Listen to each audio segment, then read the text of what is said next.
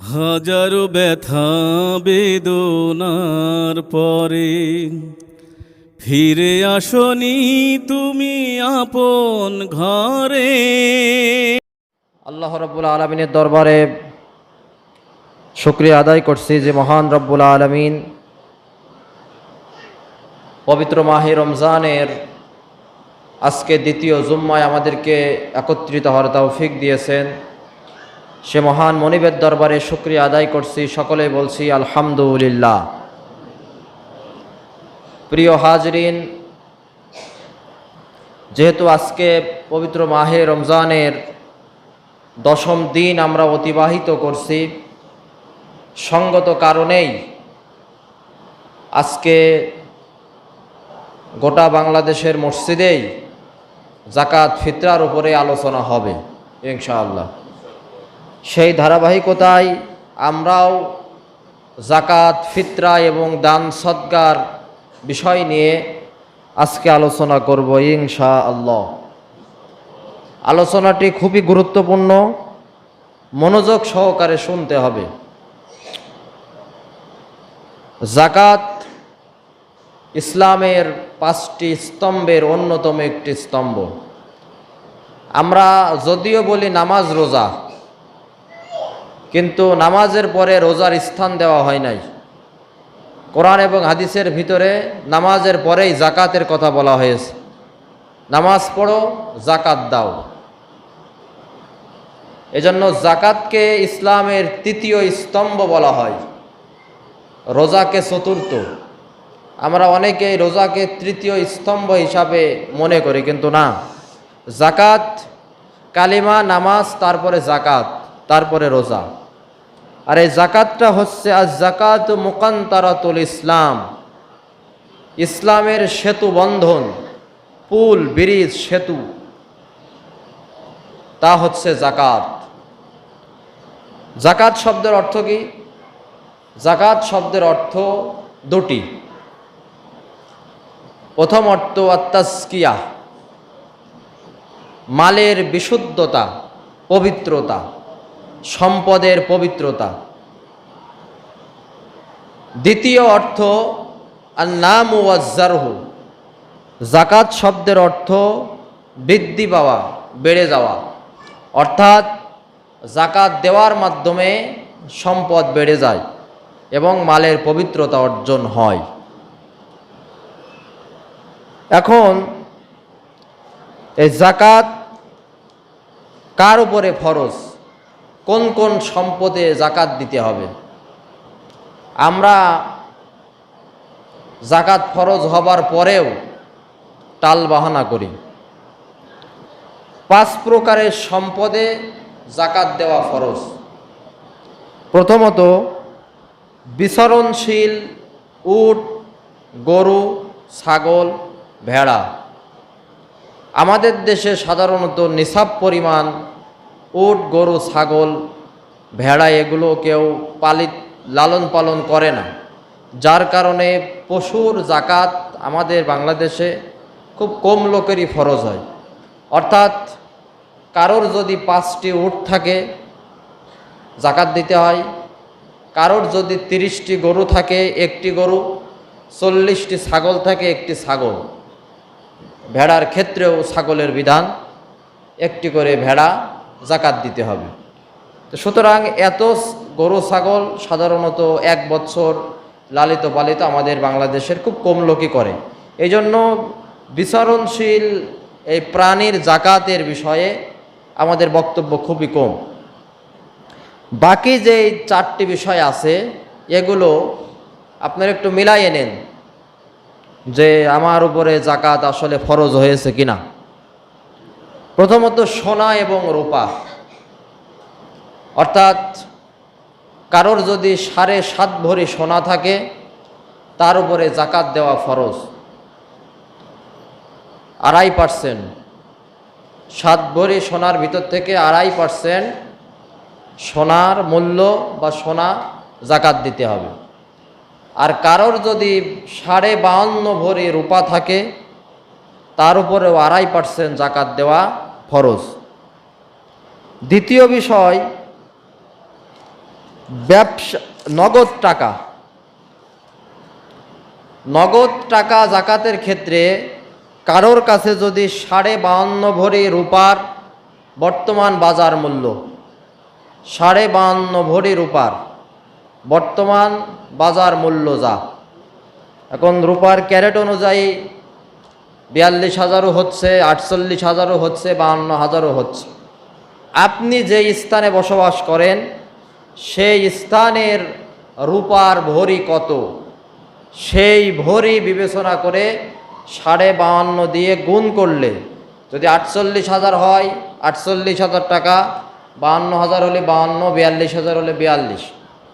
এই পরিমাণ টাকা যদি কারোর হাতে, ঘরে বা ব্যাংকে 1 বছর সঞ্চয় থাকে, 1 বছর থাকা শর্ত, তাহলে তার উপরে শতকরা 2.5% অর্থাৎ 100 টাকায় 2.5 টাকা, 1 লাখে 2,500 টাকা জাকাত দেওয়া ফরজ। চতুর্থ বিষয়, ব্যবসায়ের সম্পদ, অর্থাৎ কোনো ব্যক্তি যদি ব্যবসা করে, যে কোনো রকমের ব্যবসা হোক, সেটা কাঁচামাল, ইট, রড, সিমেন্ট, বালি, টিন, যাই হোক না কেন, এই ব্যবসায়ী সামগ্রীর মূল্য যদি এই 52.5 ভরি রূপার সমপরিমাণ হয় এবং এই পণ্য সামগ্রী ব্যবসায়ের জন্য যদি একটানা 1 বছর পড়ে থাকে, তাহলে হিসাব করে ওখান থেকেও জাকাত দেওয়া ফরজ। সর্বশেষ, জমিনে কৃষি উৎপাদন, ভূমিজাত ফল এবং ফসলের জাকাত, যেটাকে উসর বলা হয়েছে। আমাদের দেশের মানুষ ব্যবসায়িক সামগ্রী, টাকা পয়সা, সোনা রূপার জাকাত দিলেও এই ফসলের জাকাত বাংলাদেশের 5% লোকও দেয় না। কিন্তু এটা যে একটা ফরজ বিধান, আল্লাহ কোরআনুল কারীমের ভিতরে বলেছেন, ওয়াতু হাক্কাহু ইয়াউমা হাসাদি, যেদিন ফসল কাটবা সেদিনে তার উসর জাকাত আদায় করে দিবা। তবে এখানে একটা বিষয় জানা থাকা দরকার, টাকা পয়সা, সোনা, ব্যবসায়িক সামগ্রী 1 বছর জমা থাকা শর্ত, কিন্তু ফসল, জমিনে উৎপাদিত ফসল 1 বছর জমা থাকা শর্ত নয়। যেই দিন ফসল কাটবেন সেই দিনই ফসলে জাকাত দিতে হবে। কি পরিমাণ ফসল উৎপাদন হলে জাকাত দিতে হবে? এবার আসেন, কৃষির উৎপাদন বা ভূমিজাত ফল ফসলের জাকাতকে ওসর বলে। এটা ধান হোক, গম হোক, ভুট্টা হোক, লবণ হোক, মধু হোক, যাই হোক না কেন, যদি হাদিসের ভিতরে 5 ওয়াসাক অর্থাৎ যদি 25 মণ হয়, উৎপাদন যদি 25 মণ হয়, ধান, গম, ভুট্টা যাই বলেন, যে কোনো রকমের ফসল 25 মণ হলেই তার উপরে জাকাত দেওয়া ফরজ। এখন 25 মণে কত মণ দিতে হবে? 25 মণে দিতে হবে, সাধারণত আমাদের দেশে উসর যেই সিস্টেম বলা হয়েছে, যদি এই উৎপাদিত ফসল কোনো প্রকার সার ছাড়া, সেচ ছাড়া সরাসরি আল্লাহর আকাশের পানি পেয়ে উৎপাদিত হয়, সেই ক্ষেত্রে উসর দিতে হবে 10%, অর্থাৎ 100 মণে 10 মণ। আর যদি আপনার তেল খরচ করে পানি সেচ দিয়ে দেন, তাহলে ইসলামের বিধান কত সুন্দর, না এখন তোমার খরচ হয়েছে, সুতরাং তুমি 100 মণে 5 মণ দিবা। তাহলে 100 মণে যদি 5 মণ জাকাত হয়, তাহলে 25 মণ হলেই আপনাকে জাকাত দিতে হবে, ফসলের জাকাত। তাহলে 100, আমাদের দেশে তো অবশ্যই সার, তেল, পানি দিয়ে চাষাবাদ করা হয়, তাহলে আমরা এই সূত্রটাই ধরি। এই সূত্রটাই ধরলে 100 মণে 5 মণ, 50 মণে 2.5 মণ, 25 মণ হলেই জাকাত। 25 মণে তাহলে 1 মণ কয়েক সের হয়, এই জাকাত এটা দেওয়া ফরজ। কিন্তু আমরা বলি আমরা তো জমিতে খাজনা দিই, জাকাত দেবো কেন? না, খাজনা দেন তো ফসলের জন্য না, জমি আছে এই জন্য জমির খাজনা দেন, ফসলের তো আপনি খাজনা দেন না। ফসলের জাকাত আদায় করাই লাগবে, এটা কোরআনের স্পষ্ট বক্তব্য। এবার আসেন, জাকাত যদি কারোর ব্যাংকে টাকা জমা থাকে, তাহলে তো 1 বছর থাকলে জাকাত দিতে হবে। ডিপিএস, ফিক্সড ডিপোজিট বা বিভিন্ন ধরনের বীমা যাদের আছে, নিসাব পরিমাণ হয়ে গেছে, 50,000 পার হয়ে গেছে, জাকাত দেওয়া লাগবে কিনা, এই প্রশ্নের সম্মুখীন আমরা প্রায় হই। এখানে বিষয় হচ্ছে ব্যাংকের টাকায় তো অবশ্যই জাকাত দিতে হবে, কারণ যেই রক্ষিত সম্পদে আপনার অধিকার আছে, যখন ইচ্ছা তখন তুলতে পারবেন। ব্যাংকের টাকা চেক দেবেন, আপনি তুলতে পারবেন। এই ক্ষেত্রে আপনার 1 বছর বুঝলে জাকাত দিতে পারবেন, দিতে হবে, দেওয়া বাধ্যতামূলক, ফরজ। কিন্তু বিমা, ডিপিএস যদি আপনার এখানে কোনো স্বাধীন অধিকার না থাকে, অর্থাৎ একটা চুক্তিভিত্তিক হয়, 10 বছর মেয়াদ, এই 10 বছরের ভিতরে আপনি তুলতে পারবেন না, এই ক্ষেত্রে আপনি 10 বছর পরেই হিসাব করে জাকাত দেবেন। আর যদি বিমাটা এই রকমের হয়, আপনার স্বাধীন মতো যখন খুশি তখন তুলতে পারবেন, এই ক্ষেত্রে আপনি যদি 1 বছর শেষে আপনার নিসাব পরিমাণ টাকা জমে যায়, সেই ক্ষেত্রে আপনি জাকাত দিবেন। জাকাত এবার কারা পাবে? জাকাতের খাত কোরআনে আল্লাহ একদম নির্দিষ্ট করে দিয়েছে। আল্লাহ নির্দিষ্ট করে দিয়ে বলেছেন, ফরিদাতাম মিনাল্লাহ, আমি আল্লাহ আমার পক্ষ থেকে এই খাতগুলো ফরজ করে দিলাম। এই সূরা তাওবার 60 নম্বর আয়াতে আল্লাহ রাব্বুল আলামিন জাকাত বন্টনের, অর্থাৎ জাকাত পাবে কারা, 8 শ্রেণী লোকের কথা আল্লাহ রাব্বুল আলামিন বলেছেন। এই 8 শ্রেণীর লোক জাকাত পাবে। ইন্নামাস সাদাকাতু লিল ফুকারা, 1 নম্বরে যারা গরিব। আমরা কিছু পরিভাষা একটু সংশোধিত হই। যারা আমাদের বাড়িতে ভিক্ষা চায়, হাত পাতে, আমারে কিছু দাও, সাহায্য দাও, এ কিন্তু ফকির না। আমরা যদিও বলি ফকির এসেছে ভিক্ষা দাও, ফকির আরবি শব্দ, ফকির শব্দের অর্থ গরিব, হত দরিদ্র। যিনি মানুষের দ্বারে দ্বারে হাত পাতে তাকে বলা হয় সায়েল, সাহায্য প্রার্থী। এ ফকির না, এ হচ্ছে সাহায্য প্রার্থী। ওয়াম্মা সাইলা ফালা তানহার, সাহায্য প্রার্থীকে ধমক দিয়ে তাড়িয়ে দিও না, কোরআনের বক্তব্য। আর ফকির বলা হয় যার অভাব, যার কোনো রকম সংসার চলে, অভাবের ভিতরে থাকে, সে হচ্ছে ফকির। প্রথমে জাকাত দাও এই দরিদ্র ফকিরকে। 2 নম্বর ওয়াল মাসাকিন, মিসকিন। মিসকিন কারা? যিনি নিঃস্ব, যার কিছু নেই, নুন আনতে পান্তা ফোরায়, কোনো রকম চলে না, এটা হচ্ছে মিসকিন। সায়েল এর ভিতরে পড়তে পারে, অর্থাৎ যিনি সাহায্য প্রার্থী। মিসকিন রে দাও। ওয়াল আমিলিনা আলাইহা, এবং সরকারিভাবে যখন রাষ্ট্রীয়ভাবে জাকাত আদায় করা হবে, কারণ ইসলামী সরকারের, কোনো সরকার যদি ইসলামী হয়, কোনো সরকার যদি ইসলামী হয়, কোরআনুল কারীমে রব্বুল আলামিন সূরা হাজের 41 নম্বর আয়াতের ভিতরে বলছেন, ইসলামী সরকারের প্রধান বৈশিষ্ট্য 4টি। আল্লাযীনা ইম্মাক্কান্নাহুম ফিল আরদ আকামুস সালাহ ওয়া আতাজ যাকাত ওয়া আমারু বিল মারুফ ওয়া নাহা আনিল মুনকার। আল্লাহ বলেছেন ইসলামী সরকারের কাজ 4টি। রাষ্ট্রীয়ভাবে নামাজ পড়ার নির্দেশ দেবে, রাষ্ট্রীয়ভাবে জাকাত আদায় করবে, জাকাত বন্টন করবে, রাষ্ট্রীয়ভাবে সৎ কাজের আদেশ, অসৎ কাজের নিষেধ করবে। এটা হচ্ছে ইসলামী সরকারের বৈশিষ্ট্য। নামে মুসলমান দাবি করে, সকালে কোরআন পড়ে, রাতে কোরআন পড়ে, হাতে তসবিহ, হজ উমরা করে প্রধানমন্ত্রীর দায়িত্ব পালন করলে সে ইসলামী সরকার হতে পারে না। ইসলামী সরকারের মূলনীতি কেমন হবে এটা নির্ধারণ করেছে আল্লাহর কোরআন। কোরআনের বক্তব্য, রাষ্ট্রীয়ভাবে নামাজ পড়াবে ইসলামী সরকার। কেন? কারণ নামাজ যারা স্বেচ্ছায় সজ্ঞানে ত্যাগ করে, ইমাম আবু হানিফার মাসালা হচ্ছে তাকে জেলখানায় বন্দি করে রাখো, নামাজ পড়ার অভ্যস্ত না হওয়া পর্যন্ত।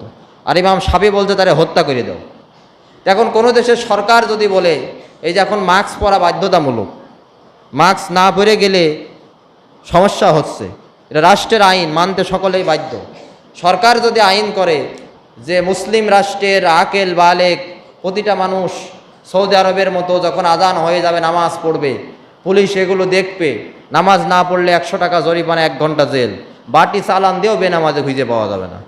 নামাজ পড়ানোর দায়িত্ব তাবলিগ জামাতের না, নামাজ পড়ানোর দায়িত্ব সরকারের, ইসলামী সরকারের। রাষ্ট্রীয়ভাবে জাকাত নেবে আর দেবে। যারা ইসলামী অর্থনীতিবিদ তারা গবেষণা করেছে বাংলাদেশে যত ধনী মানুষ আছে, যত টাকা আছে, এটা যদি সঠিকভাবে টাকাগুলো আদায় করা হয় জাকাতের টাকা, আর যদি 10 বৎসর গরিবদের মাঝে বন্টন করা যায়, বাংলাদেশের ইসলামিক চিন্তাবিদেরা চ্যালেঞ্জ ছুড়ে মেরেছেন 10 বৎসর পরে বাংলাদেশে মাইকিন করেও একটা গরিব মানুষ খুঁজে পাওয়া যাবে না। এজন্য আল্লাহ কোরআনে বলছে জাকাত দিতে হবে, যে তৃতীয় শ্রেণী যেটা, অর্থাৎ রাষ্ট্রীয়ভাবে যারা জাকাত আদায় করবে এই কর্মচারীদের বেতন ওই জাকাতের টাকা দিয়ে দাও। 4 নম্বরে ওয়াল মুআল্লাফাতি কুলুবুহুম, যাদের অন্তরটা জয় করার দরকার, বেধর্মীরা, যাদেরকে একটু অর্থনৈতিক টাকা পয়সা দিলে ইসলামের প্রতি আকৃষ্ট হবে, তাদেরকে জাকাত দাও। 5 নম্বরে অফির রিকব, দাস মুক্তির জন্য, এখন এটা আমাদের দেশে নাই দাস মুক্তি। ওয়াল গরিমিন, এবং যারা অভাব ঋণগ্রস্ত, বিভিন্ন জায়গায় ঋণ করে ধার দেনায় জর্জরিত হয়ে গেছে, বিপদের মধ্যে আছে, তাদেরকে ধার পরিশোধ করার জন্য জাকাতের টাকা দাও। অফি সাবিলিল্লাহ, এবং আল্লাহর রাস্তায় যত খাত আছে আল্লাহর রাস্তার সে সমস্ত খাতে দাও। ওয়াবনি সাবিল, এবং যারা মুসাফির ধনী হলেও সফররত অবস্থায় টাকা ফুরাইয়া গেছে, তারে তোমরা জাকাতের টাকা দাও। এটা হচ্ছে জাকাত বন্টনের খাত। জাকাত দেওয়ার ক্ষেত্রে, মানে জাকাত পাওয়ার ক্ষেত্রে কাকে আপনি প্রাধান্য দেবেন? প্রথমত জাকাতের টাকা দেওয়ার ক্ষেত্রে প্রাধান্য দেবেন দ্বীনি এলেম অর্জনকারী ব্যক্তি যদি জাকাতের হকদার হয়। জাকাতের হকদার দ্বীনি এলেম অর্জন করছে, সর্বপ্রথম জাকাত পাওয়ার অধিকার তার। 2 নম্বরে আমার নিকট আত্মীয় স্বজনের ভিতরে যদি কেউ গরিব থাকে, জাকাত পাওয়ার হকদার হয়, তাহলে জাকাতের টাকা পাওয়ার হকদার বেশি সে। তারপরে আমার বন্ধু বান্ধব এবং প্রতিবেশীদের মধ্যে যারা জাকাত পাওয়ার হকদার তারা জাকাত পাবে। এবার আসেন কাকে জাকাত দেওয়া যাবে না। জাকাত এবং ফিতরার বিধানে একই, কাকে দেওয়া যাবে না এবং কাকে দেওয়া যাবে। কোনো বেধর্মীকে জাকাতের টাকা দেওয়া যাবে না। এমনকি কোনো মুসলমান সে যদি হতদরিদ্রও হয় আর যদি নামাজ না পড়ে, ইসলামের কোনো বিধানকে অস্বীকার করে, নামাজ নিয়ে আজে বাজে মন্তব্য করে, তাকেও জাকাত দেওয়া যাবে না। কারণ নামাজ যেমন ইসলামের একটা স্তম্ভ, জাকাত ইসলামের একটা স্তম্ভ। লা হাজ্জা ফিল ইসলাম, আল্লাহর হাবিব বলেছেন যার ভিতরে নামাজ নাই, লা হাজ্জা ফিল ইসলাম, ইসলামের কোনো অংশ তার নাই, দেওয়া যাবে না।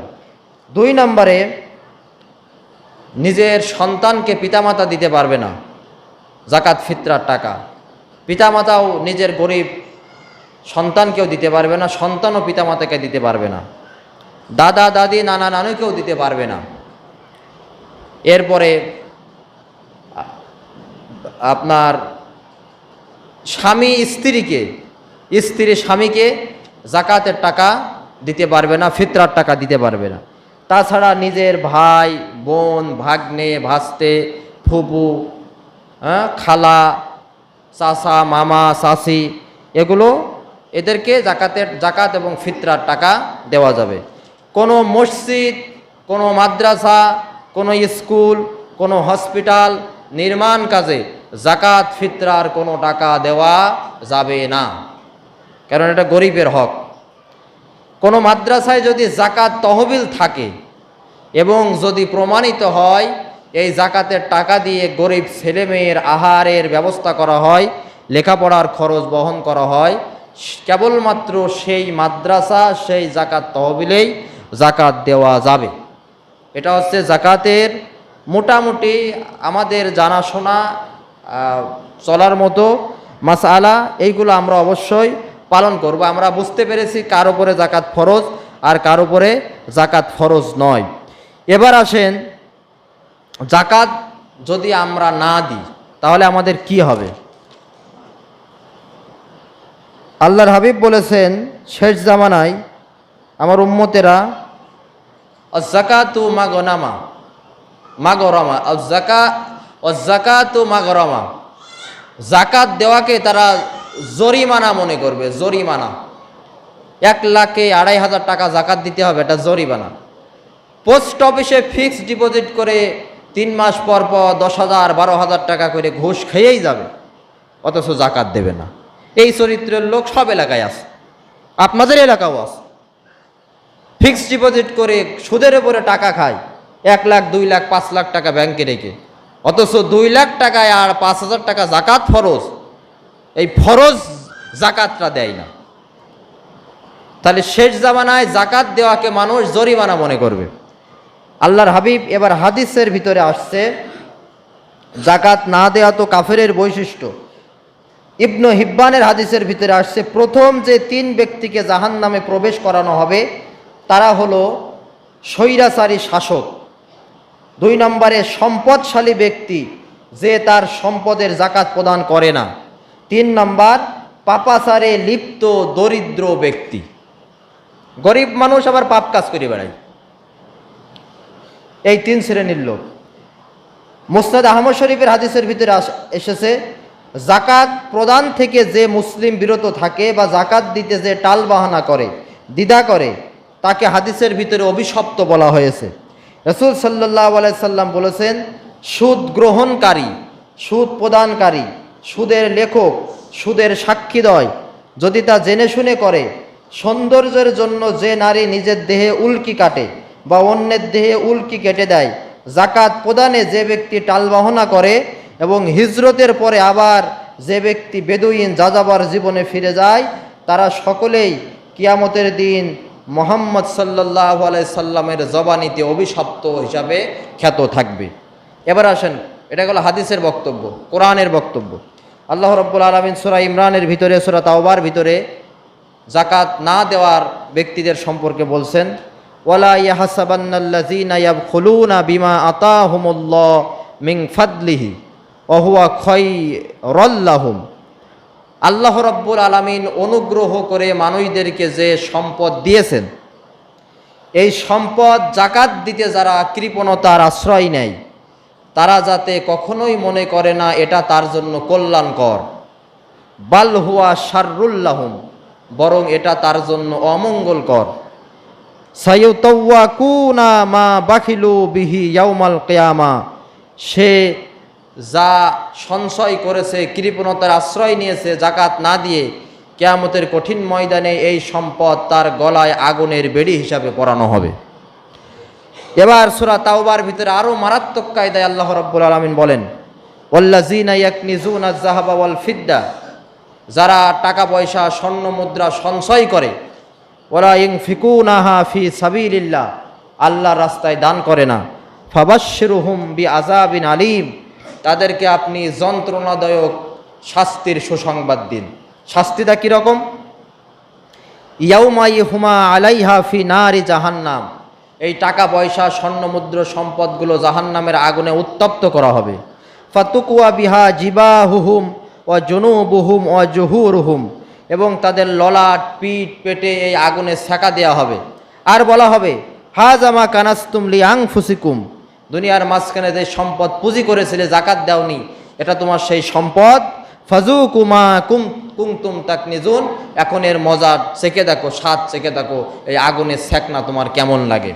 আর হাদিস শরীফের ভিতরে আরও একটি মারাত্মক কথা বলা হয়েছে, যে যখন কোনো সম্প্রদায়ের লোক জাকাত দেয় না, তখন সেই সমাজে আল্লাহ রাব্বুল আলামিন খরা, দুর্ভিক্ষ, অনাবৃষ্টি দিয়ে বান্দাদেরকে শাস্তি দেয়। আল্লাহ রাব্বুল আলামিন আমাদেরকে জাকাত যাদের ফরজ হয়েছে বুঝতে পেরেছেন কাদের উপরে জাকাত ফরজ, এই জাকাত একদম চুলচেরা বিশ্লেষণ করে যথায় স্থানে জাকাতের হক আদায় করবেন। আল্লাহ রাব্বুল আলামিন আমাদের সকলকে সেই তৌফিক দিক। দ্বিতীয় বিষয় ফিতরা। ফিতরা ধনীদের পাশাপাশি গরিবরা যাতে আনন্দ করতে পারে ঈদে, এই জন্য ফিতরার ব্যবস্থা করা হয়েছে। এবং আমরা যে 30টা বা 29টা রোজা করব, রোজা তারাবির ভিতরে আমাদের অনেক ভুল ভ্রান্তি আছে, এই ফিতরা দেওয়ার মাধ্যমে সেই ভুল ভ্রান্তিগুলো দূর হয়ে যায়, এই জন্য ফিতরার ব্যবস্থা করা হয়েছে। ফিতরা কারা দিবে? জাকাত আর ফিতরার ভিতরে পার্থক্য এতটুকুই, জাকাত ফরজ হওয়ার জন্য নিসাব পরিমাণ সম্পদ, অর্থাৎ 52.5 ভরি রূপার সমপরিমাণ সম্পদ 1 বৎসর জমা থাকা শর্ত। আর ফিতরার জন্য ঈদের নামাজের আগ পর্যন্ত যদি তার কাছে এই পরিমাণ সম্পদ থাকে তার উপরে ফিতরা আদায় করা ওয়াজিব। এখন যে শিশু ঈদের দিন সুবহে সাদিকের পূর্বে জন্মগ্রহণ করেছে তার পক্ষ থেকেও অভিভাবক সাদকাতুল ফিতর আদায় করবে এবং সাদাকাতুল ফিতর নিজের পক্ষ থেকে এবং নিজের পরিবারের স্ত্রী পরিবার পরিজন সন্তানের পক্ষ থেকে আদায় করতে হবে।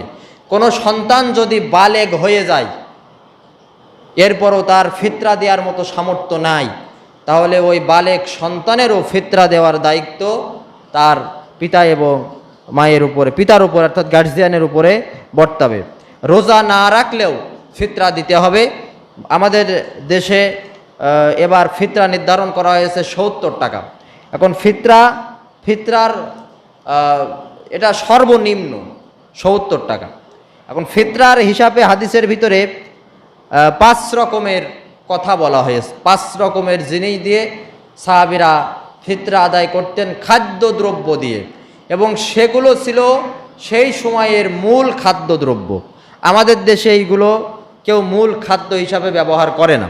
সেই সময়ে সাহাবীরা ফিতরা আদায় করতেন গম দিয়ে, জব দিয়ে, খেজুর দিয়ে, পনির দিয়ে, কিশমিশ দিয়ে। এগুলো আমাদের দেশের কোনোটি প্রধান খাদ্য শস্য নয়। এই কারণে আলেমদের বক্তব্য হচ্ছে কেউ যদি গম দিয়ে সুন্নতি কায়দায় ফিতরা আদায় করতে চায় তাহলে এখন আপনি 1 কেজি 650 গ্রাম গম মনে করেন দিলেন, তাহলে ওই লোকটা গম দিয়ে করবেটা কি? এই জন্য 1 কেজি 650 গ্রাম গমের বা আটার বর্তমান বাজার মূল্য যা হয় সেই হিসাবে ফিতরা আদায় করতে হবে। এবার কেউ যদি জব দিয়ে আদায় করতে চায় 3 কেজি 300 গ্রাম জবের বর্তমান বাজার মূল্য যা সেই হিসাবে ফিতরা আদায় করতে হবে। কেউ যদি খেজুর দিয়ে ফিতরা আদায় করতে চায় তাহলে 3 কেজি 300 গ্রাম খেজুরের বাজার মূল্য যা তাই দিয়ে আদায় করতে হবে। কেউ যদি পনির দিয়ে ফিতরা আদায় করতে চায় তাহলে 3 কেজি 300 গ্রাম পনিরের বাজার মূল্য যা। কিশমিশ দিয়ে যদি কেউ আদায় করতে চায় 3 কেজি 300 গ্রাম কিশমিশের বর্তমান বাজার মূল্য যা সেই হিসাবে সে ফিতরা আদায় করবে। এই হিসাবে লক্ষ্য করলে দেখা যায় ফিতরার সর্বোচ্চ মূল্য প্রায় 2200-2300 টাকা আর সর্বনিম্ন 70 টাকা। এরপরেও আপনি আপনার সাধ্যমতো ফিতরা আদায় করবেন। একটা ফিতরা ভেঙে কয়েকজনকেও দেওয়া যায়, আবার কয়েকজনের ফিতরা এক জায়গায় করেও একজনকে দেওয়া যায়। লক্ষ্য রাখতে হবে এই জাকাত ফিতরার টাকা দিয়ে যাতে সে কোনো রকম একটু সামান্যতম হলেও উপকৃত হতে পারে। লুঙ্গি দেওয়া, কাপড় দেওয়া এটা আপনি দিতে পারবেন কিনা এই মাসআলার সম্মুখীন আমরা হই। আপনি দেখবেন যে একটা ব্যক্তির প্রয়োজন কোন জিনিস, টাকার প্রয়োজন, সে ওষুধ খেতে পারছে না, টাকাটা পেলে ওষুধ খেতে পারত, বা কাপড় নেই, কাপড় দিলে তার একটা কাপড় পরতে পারত। টাকা দিয়ে দেওয়াই এটা হচ্ছে সঠিক নিয়ম। জাকাত টাকা দিয়েই আদায় করার চেষ্টা করবেন, কারণ সে তার প্রয়োজন মিটাইয়ে নেবে। সে তার পোশাক হলে পোশাক একটা কিনবে, যদি ওষুধ কেনার দরকার ওষুধ কিনবে, ঋণ থাকলে ঋণ পরিশোধ করবে, খাবারের দরকার হলে সে খাবার কিনে খাবে, সেটা তার ইচ্ছা। এটা গেল আমাদের ফিতরার মাসআলা মাসাইল। সর্বশেষ রমজান মাসে জাকাত ফিতরার পাশাপাশি আমরা দান সদকা করার চেষ্টা করব। রমজান মাসে রাসূল করিম সাল্লাল্লাহু আলাইহি সাল্লাম হাদিসের ভিতরে এসেছে ক্ষিপ্রমান বাতাসের গতির চাইতেও রমজানে আল্লাহর হাবিব বেশি বেশি দান সদকা করত। আমরা জাকাত ফিতরার পাশাপাশি যাদের সামর্থ্য আছে এই রমজানে বেশি বেশি দান সদকা করব। আর সদাকাতু তুরাদ্দুল বালা, দান সদকার মাধ্যমে বিপদ আপদ মুসিবত দূর হয়। দান সদকা করলে সম্পদ কমে না, সম্পদ বাড়ে। মনে করেন আপনার ফসলে আল্লাহ বরকত দিয়েছে, আপনি আশা করেছিলেন ধান হবে 20 মণ, সেখানে হয়ে গেছে 25 মণ। আপনি আশা করেছিলেন আপনার এই ফসলের দাম গত বছর ছিল এই বছর একটু বেশি হয়ে গেছে, আল্লাহর সন্তুষ্ট চিত্তে আল্লাহ আমার একটু বেশি দিয়েছে, আল্লাহর রাস্তায় 500 টাকা দান করি না কেন? এর মাধ্যমে আল্লাহ আরও বরকত বাড়াই দেবে যে আমার বান্দা তো আমার শুকরিয়া আদায় করেছে, সম্পদে বরকত আমি দিয়েছি বলে ও আমারে ভুলে যায় নাই। যেই জিনিসটা 500 টাকা ছিল এখন সে 550 হয়েছে বলে সে খুশি হয়েছে, এই জন্য নিজেই খুশি হয়নি, আমার রাস্তায় ও 20 টাকা দানও করেছে, 50 টাকা লাভ পেয়ে। আল্লাহ রাব্বুল আলামিন আরও আপনার পরে বেশি খুশি হয়ে আল্লাহ আরও বরকত দেবেই দেবে, এতে কোনো সন্দেহ নাই। এই জন্য আমরা বেশি বেশি দান সদকা করব এবং যাদের উপরে জাকাত ফিতরা ওয়াজিব নির্দিষ্ট খাতে জাকাত এবং ফিতরা আদায় করার চেষ্টা করব। আল্লাহ রাব্বুল আলামিন আমাদের সকলকে সেই তৌফিক দিক। আমিন। আসসালামু আলাইকুম ওয়া রাহমাতুল্লাহি ওয়া বারাকাতুহু। তোমাকে ভুলি আমি কেমন করে হে রাসূল, তোমাকে ভুলি।